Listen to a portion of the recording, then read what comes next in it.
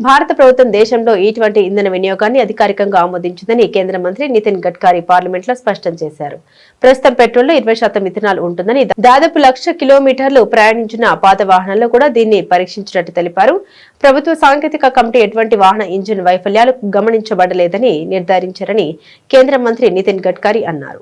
सम्माननीय अध्यक्ष महोदय, भारत सरकार ने विशेष रूप से हमारे देश में E20 फ्यूल को स्वीकार किया है।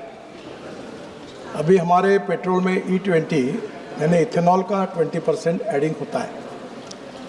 ये करीब पुराने जो 2023 के पहले ही जो पुराने व्हीकल थे उसका भी टेस्टिंग किया है और करीब 1 लाख किलोमीटर तक टेस्टिंग करने के बाद ARAI, ये जो गवर्नमेंट की स्थापन की हुई संस्था है टेक्निकल पुना की, उन्होंने इसमें यह कहा है कि no vehicle engine failures was observed, no impact on vehicle performance, start ability and drive ability and metal capability.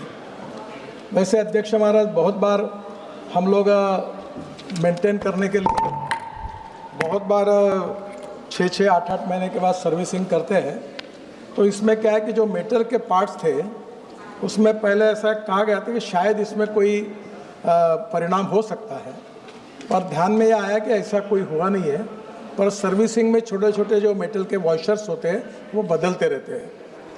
इसके बारे में विशेष रूप से कोई तकरार भारत सरकार के पास नहीं आई। एक तकरार गुजरात में आई थी और गुजरात में वॉक्सवैगन कंपनी की उसकी इंक्वायरी हुई। उसके बाद ये ध्यान में आया कि इसका संबंध E20 फ्यूल से कोई नहीं था।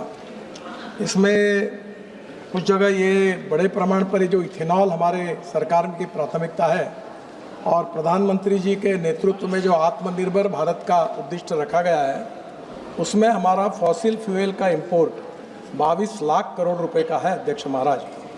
और जो प्रदूषण हो रहा है उसके परिणाम हम सब भुगत रहे हैं। इथेनॉल एक ग्रीन फ्यूल है और उससे प्रदूषण कम होता है, और इसलिए अभी तक जो इथेनॉल हमने यूज़ किया है उसके कारण विशेष रूप से जो कार्बन डाइऑक्साइड का जो इमिशन है उसमें करीब 245 लाख मेट्रिक टन ये जो क्रूड ऑयल को इथेनॉल ने सब्स्टिट्यूट किया है, और करीब इसके साथ कार्बन इमिशन रिडक्शन में 736 lakh metric tonne equivalent to 30 crore tree लगाएंगे, इतना हमने उसमें प्रदूषण कम हुआ है। मुझे लगता है कि इसमें किसानों का भी इसका बहुत बड़ा फ़ायदा हुआ है, और एक दिन 22 लाख करोड़ का ये इंपोर्ट समाप्त करके हम विकसित करके हमारे देश को, किसान को आज हमने ऊर्जा दाता, ईंधन दाता बनाया है।